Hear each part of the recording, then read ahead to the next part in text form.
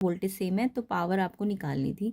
तो यहाँ पे रेजिस्टेंस एंड पावर के कुछ फॉर्मूले जो आपने पढ़े होंगे वो लगने थे। तो देखो आंसर तो आपको पता ही चली गया होगा P/4, बट देख लेते कैसे आया। तो कंसेप्ट अगर समझना है या नेक्स्ट ईयर वाले जो बच्चे हैं उनके लिए हेल्पफुल भी रहेगा।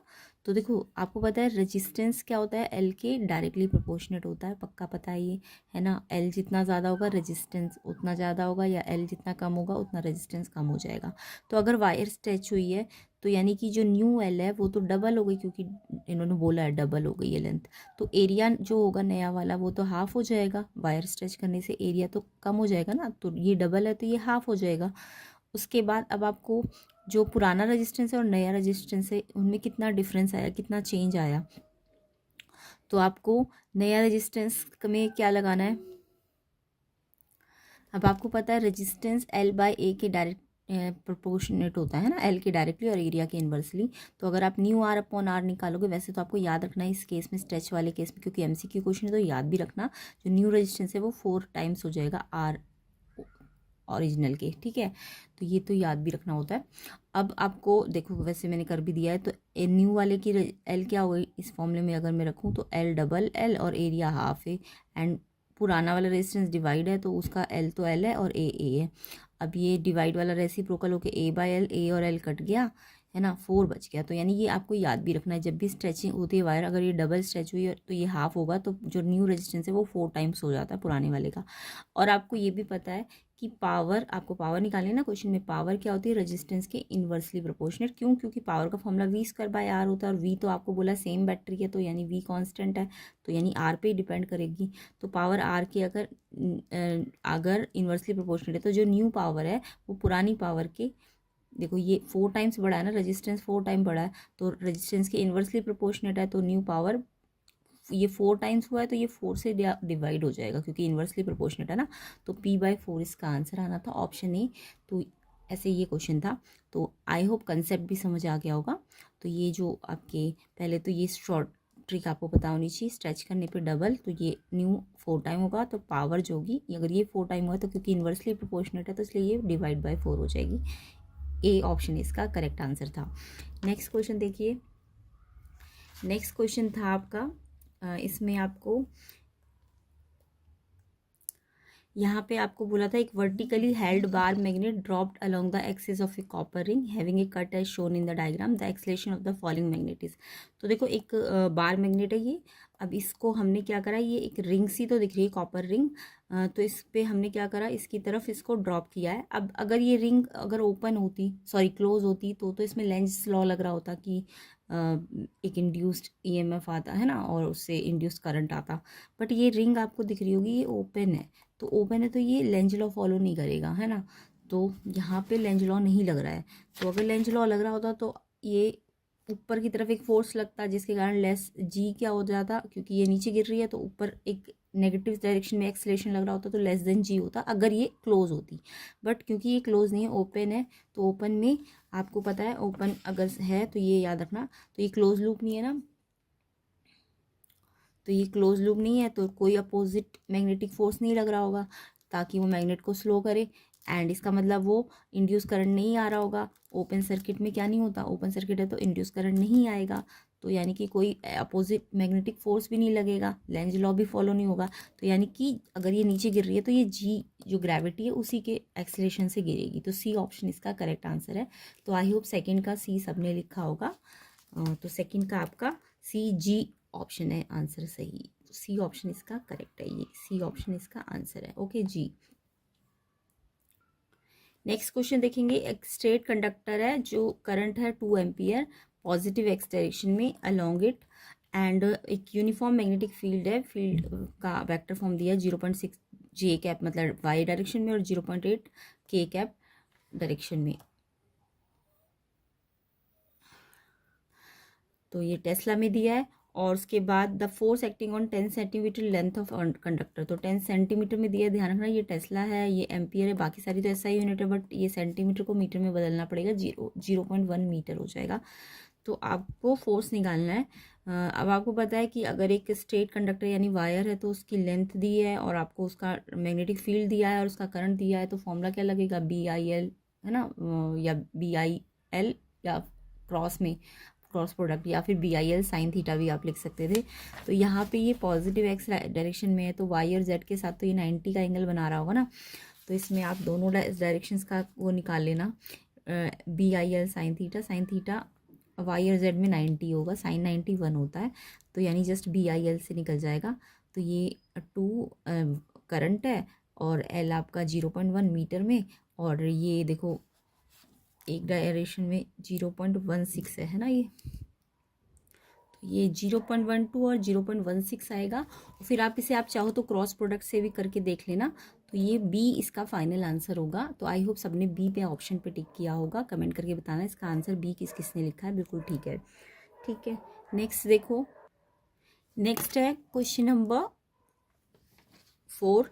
N AC source is connected to a resistor and an inductor in a series. The voltage across the resistor and inductor 8V and 6V, और आपको वोल्टेज ऑफ द सोर्स निकालनी। तो देखो ये आर और आई रजिस्टर और inductor है यहाँ पे, है ना। तो यहाँ पे एल यानी कि ये आपका आर और एल कंडक्टर है ना। तो इसका VS अगर निकालोगे तो VR² प्लस VL² हो जाएगा। तो सिंपल फॉर्मूले से निकल जाएगा √VR² प्लस VL², और आपको दोनों दिए हुए 8 का स्क्वायर 6 का स्क्वायर 100√10 आ जाएगा, 10 वोल्ट। ये तो बहुत ही सिंपल सा क्वेश्चन था। तो इसका आंसर ए ऑप्शन है क्वेश्चन 4 का। तो जिस बच्चे का ए ऑप्शन है 10 वोल्ट, बिल्कुल ठीक है उनका आंसर। नेक्स्ट क्वेश्चन देखो, नेक्स्ट क्वेश्चन है आपका, एक प्रोटॉन है और एक अल्फा पार्टिकल है, enter with the same velocity in uniform magnetic field B such that V perpendicular है B ratio of the radii of their path. तो यहाँ पे V B के परपेंडिकुलर है, तो आपको ये वाला फोर्स वाला जो फॉर्मूला था,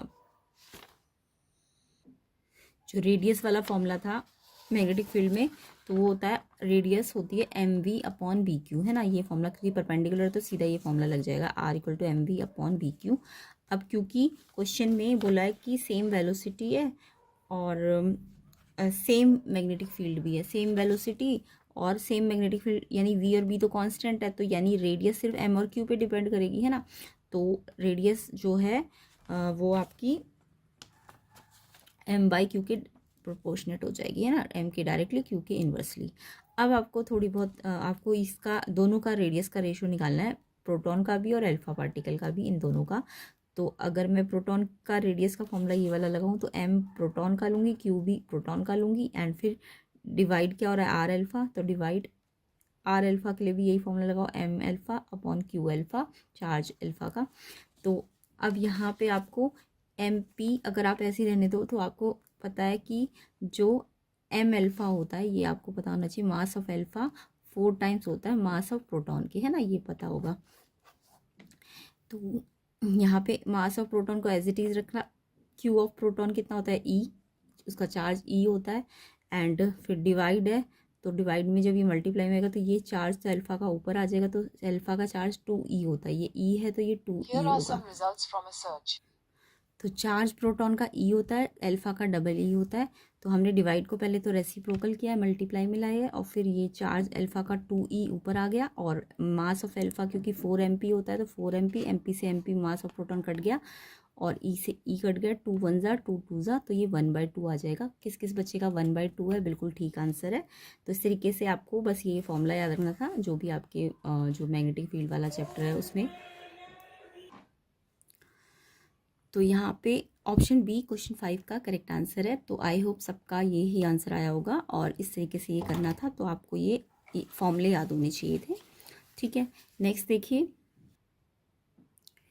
नेक्स्ट क्वेश्चन है, 2 कोहेरेंट वेव्स है, each of intensity I0 produce interference pattern on a screen, the average intensity of light on the screen.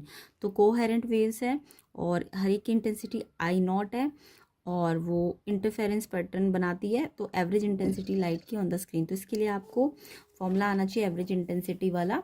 तो देखो एवरेज इंटेंसिटी जो होता है I एवरेज का फॉर्मूला, वो होता है I maximum plus I minimum upon 2, ये I एवरेज का फॉर्मूला होता है।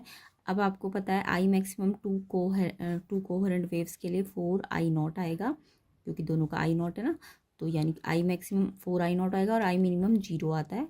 अपॉन में 2 करोगे तो डिवाइड करोगे तो 2i0, तो आई एवरेज आपका 2i0 आ जाएगा। ऑप्शन सी इसका आंसर है। बहुत ही सिंपल सा क्वेश्चन था ये तो। क्वेश्चन 6 का आंसर ऑप्शन सी है। किस किस बच्चे का आंसर बिल्कुल ठीक है कमेंट करके बताइएगा। और ऐसे ही डिटेल सोल्यूशन कंसेप्ट सीखने के लिए आप चैनल को सब्सक्राइब कर सकते हैं। वीडियो को ज़्यादा से ज़्यादा लाइक करना, शेयर करना। एंड मैथ्स की भी प्लेलिस्ट बनी हुई है, उसको भी ज़रूर चेक कर लेना आपकी मैथ्स की प्रैक्टिस करने के लिए। नेक्स्ट क्वेश्चन देखेंगे, question 7। If R S and R P are the equivalent resistance of n resistors each of value R in series and parallel combination respectively, then the value of R S minus R P. तो ये तो बहुत ही 10th level का ही question था।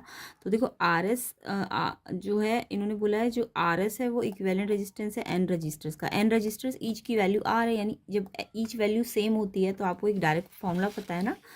Direct formula क्या होता है जब सेम वैल्यू होती है आर सीरीज़ के लिए, अगर ईच जो रजिस्टर होता है आर होता है और एन रजिस्टर होते हैं तो उसके लिए डायरेक्ट फॉर्मूला होता है। ये आपको पढ़ा भी होगा अपने 10th क्लास में। तो जब ये ईच आर वैल्यू के होते हैं और एन रजिस्टर होते हैं तो सीरीज़ में एन इंटू आर होता है और पैरेलल में आर बाई एन होता है ना। ये शॉर्ट फॉर्मूला होता है। अब आपको सिंपल सा R S minus R P निकालना था 7th क्वेश्चन में। तो R S minus R P का अंदर आर एस आपका एन आर है और आर पी आपका आर बाई एन है। अब इसे सॉल्व कर लो, सिंप्लीफाई करके एलसीएम लो N square R minus R common ले लो, N square minus 1 upon N. C option इसका आंसर है। बिल्कुल ईजी सा क्वेश्चन था ये तो इसका आंसर आपका सी ऑप्शन आ जाएगा, n square minus 1 n R. C option answer है। किस किस बच्चे ने सी ऑप्शन पे टिक किया है उनका बिल्कुल ठीक आंसर है, कमेंट करके ज़रूर बताना।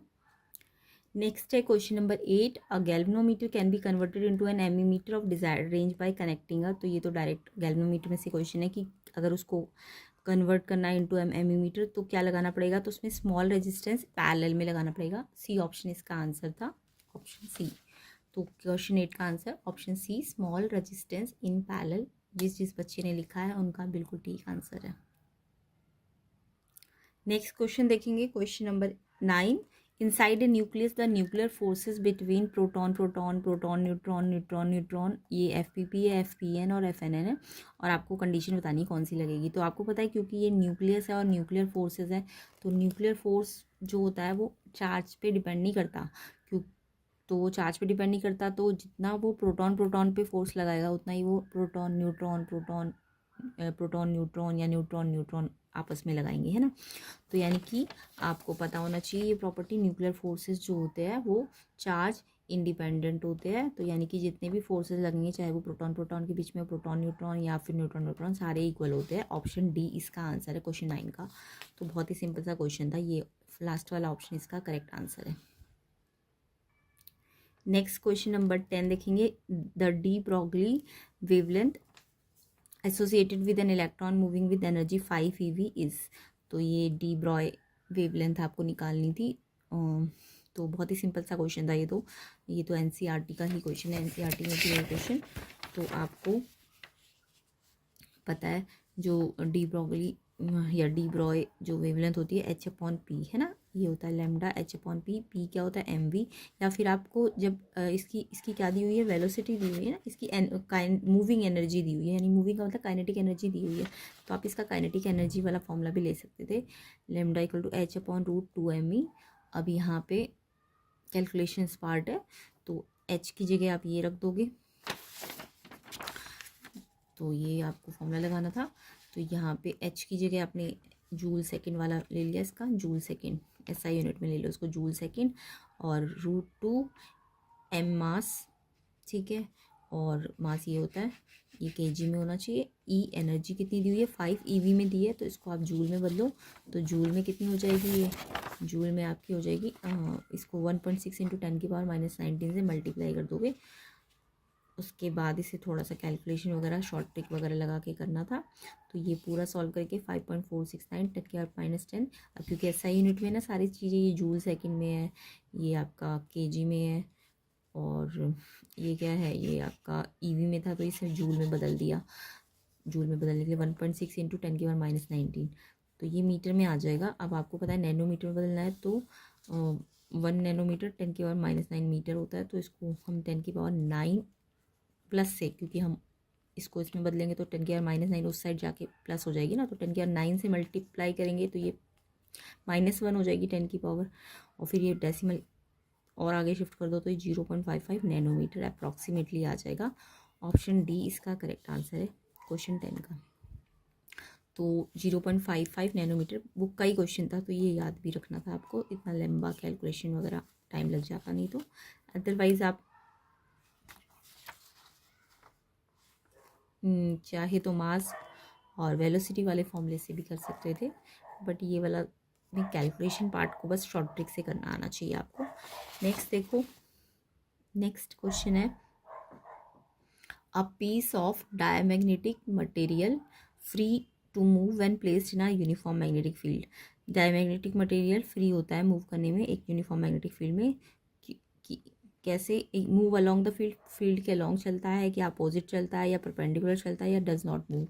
तो देखो डायमैग्नेटिक मटेरियल क्या होते हैं, जो डायमैग्नेटिक मटेरियल रिपेल करते हैं, मैग्नेटिक फील्ड डायमैग्नेटिक मटेरियल के द्वारा क्या होता है, रिपेल होता है ना, यानी ये जहाँ मैग्नेटिक फील्ड होगा ना उसके अपोजिट चलेगा, यानी हायर से लोअर में जाएगा ये, है ना, तो यानी स्ट्रॉन्ग से वीक मैग्नेटिक फील्ड में जाएगा, तो यानी ये अपोजिट चलता है फील्ड के, move opposite to field. Simple सा डायमैग्नेटिक की प्रॉपर्टी थी एक्चुअल में ये, तो बी ऑप्शन इसका करेक्ट आंसर है 11 का।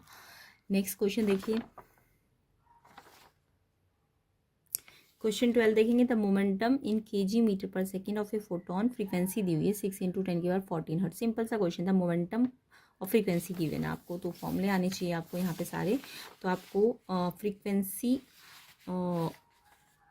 का फॉर्मूला आपको ये वाला पता है ना, फ्रीक्वेंसी का फॉर्मूला तो आपको अगर ना भी पता हो या फिर सीधा भी पता हो, मोमेंटम निकालना है। तो मोमेंटम क्या होता है आपको, ये वाला फॉर्मूला भी मैंने थोड़ी देर पहले बताया था कि लेमडा होता है h/p, डी ब्रॉय वेवलेंथ है ना, तो p मोमेंटम क्या हो जाएगा h/λ। अब आपको पता है जो आपका वेव वाला वो वेव की इक्वेशन में से आता है, जो velocity equal to lambda into frequency, है ना, और वेलोसिटी क्या होती है फोटोन की c, लैम्डा फ्रीक्वेंसी, न्यू मतलब फ्रीक्वेंसी, तो लैम्डा यहाँ से निकालो क्योंकि मेरे को लैम्डा नहीं पता क्वेश्चन में, है ना, तो यहाँ से फ्रीक्वेंसी आपको पता है, तो आप इसमें से लैम्डा को सब्स्टिट्यूट कर लो। लैम्डा क्या हो जाएगा, लैम्डा हो जाएगा आपका, ये सारे फॉर्मूले आपको आने चाहिए, ये न्यू नीचे चला जाएगा, लैम्डा यही है, न्यू नीचे ला गया, c/न्यू।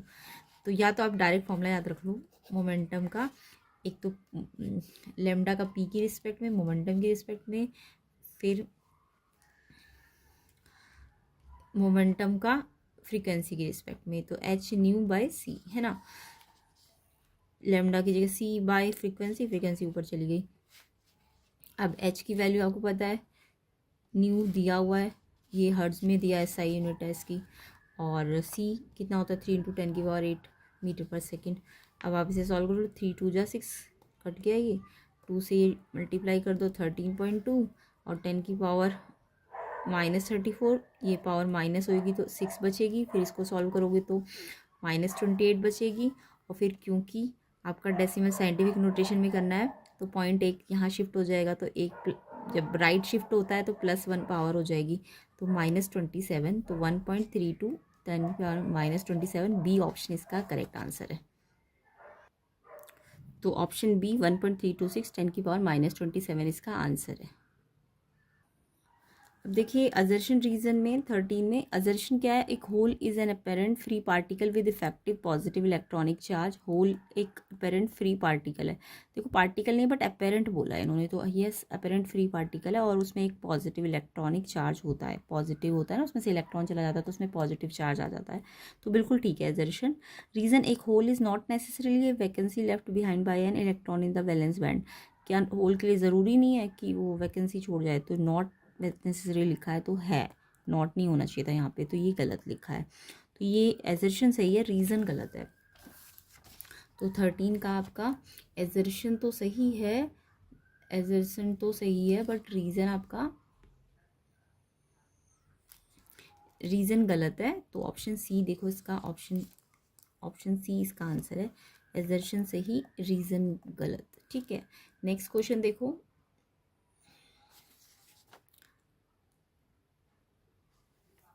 नेक्स्ट है assertion in a reflecting telescope the image does not have chromatic aberration. तो यहाँ पे बोला एक रिफ्लेक्टिंग टेलीस्कोप में इमेज के पास क्रोमेटिक एब्रेशन नहीं होता, तो ये आपका सही लिखा है। तो क्रोमेटिक एब्रेशन का मतलब तो सबको पता है ना कि ये कलर फ्रिंजिंग जो होती है, यानी कि ये कलर डिस्टॉर्ट हो जाता है और अनवांटेड कलर की आउटलाइन आ जाती है मेन लाइन के साथ, तो उसको हम क्रोमेटिक एब्रेशन कहते हैं। तो जो टेलीस्कोप होता है वो नहीं करता इमेज को क्रोमेटिक एब्रिएशन, तो बिल्कुल ठीक है। क्यों नहीं है, देखो इसका मैं रीज़न भी बता देती हूँ। टेलीस्कोप ना मिरर, टेलीस्कोप के अंदर लेंस नहीं होते, मिरर होते हैं। तो जो क्रोमेटिक एब्रेशन होता है वो लाइट की रिफ्रैक्शन के कारण होता है। क्रोमेटिक एब्रेशन लाइट रिफ्रैक्ट जब कर जाएगी ऑप्टिकल मीडियम से तो उसके कारण होता है। अब क्योंकि टेलीस्कोप है वो मिरर पे वर्क करता है ना, मिरर का यूज़ करता है, यानी वो लाइट को रिफ्लेक्ट करता है ना कि रिफ्लेक्ट करता है, क्योंकि मिरर तो रिफ्लेक्ट करते हैं ना। तो ये जो क्रोमेटिक एब्रेशन होता है जब रिफ्लेक्ट नहीं मतलब रिफ्रैक्ट होती है लाइट, जब लाइट रिफ्रैक्ट होती है ऑप्टिकल मीडियम से, है ना, तब ये होगा। तो रिफ्रैक्शन पे वर्क करता है ये, जबकि टेलीस्कोप के पास तो क्या है, मिरर है ना, तो इसलिए वो तो रिफ्लेक्ट करेगा ना कि रिफ्रैक्ट, समझ रहे ना, मिरर है तो रिफ्लेक्ट करेगा। तो ये जो होता है क्रोमेटिक एब्रिएशन तब होगा जब लाइट रिफ्रैक्ट करेगी। ओके, तो यहाँ पे रीज़न इन्होंने यही समझाया हुआ है, chromatic aberration occurs only due to refraction of light through an optical medium. तो मैंने अभी बताया ना कि क्रोमेटिक एब्रिएशन यानी कलर फ्रिंजिंग तभी होती है जब रिफ्रैक्शन ऑफ लाइट होगा, और रिफ्रैक्शन कौन करेगा, लेंस। रिफ्रैक्शन तो लेंस करता है, जबकि टेलीस्कोप किस पे बेस्ड है, वो तो मिरर पे वर्क करता है ना, तो वो तो मिरर में लाइट को क्या कर रहा है, मिरर से लाइट को रिफ्लेक्ट कर रहा है, ना कि रिफ्रैक्ट नहीं कर रहा। तो ये दोनों ठीक है, एजर्शन भी ठीक है और रीज़न भी, और ये आंसर एक्सप्लेनेशन भी दे दिया कि क्यों नहीं टेलीस्कोप क्रोमेटिक एब्रेशन देता है, क्योंकि क्रोमेटिक एब्रेशन तो तभी होंगी ना जब रिफ्रैक्शन होगा, टेलीस्कोप में तो मिरर है। तो यानी कि आपका 14 क्वेश्चन में एजर्शन भी ठीक है, रीज़न भी ठीक है, और रीज़न एक्सप्लेन भी कर रहा है, इसलिए ऑप्शन ए इसका आंसर हो जाएगा। तो बहुत ही सिंपल सा क्वेश्चन था ये भी। नेक्स्ट देखिए 15, एजर्शन है the binding energy per nucleon is practically constant for mass number in the range 30 to 170। Yes, ये आपने जो BEN डायग्राम होता है उसमें इसका ग्राफ वगैरह स्टडी किया होगा, तो ये एजर्शन आपका ठीक है। रीजन कहे तो nuclear forces between the nucleons for mass number in the range this range are not short range. ये इस रेंज पे शॉर्ट रेंज होते हैं, जबकि इन्होंने बोला नॉट शॉर्ट रेंज, तो ये गलत बोला है, शॉर्ट रेंज होते हैं। तो 15 का आपका एजर्शन सही है बट रीज़न गलत है, एजर्शन सही रीज़न गलत, यानी ये भी ऑप्शन सी है इसका आंसर।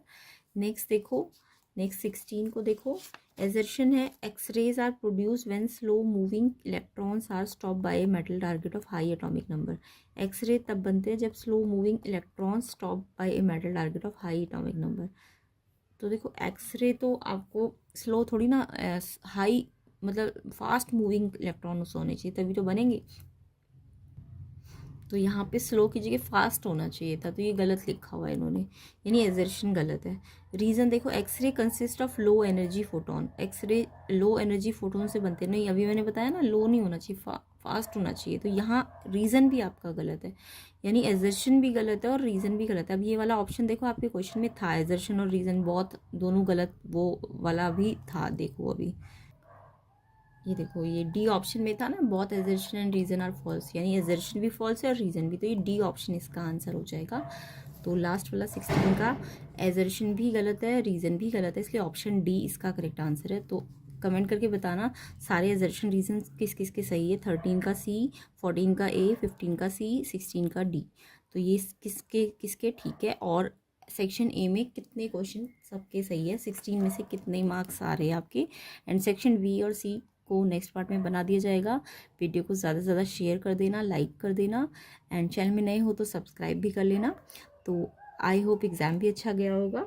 तो इससे रिलेटेड जो कोड है वो अपने आंसर मैच कर सकते हैं, क्वेश्चन आगे पीछे हो सकता है, एक दो अलग हो सकते हैं। तो और मैथ्स की प्लेलिस्ट भी देख लेना, आपके मैथ्स की प्रैक्टिस अच्छी करने के लिए PYQs है, कंसेप्ट है, तो सब समझाया गया है उसमें।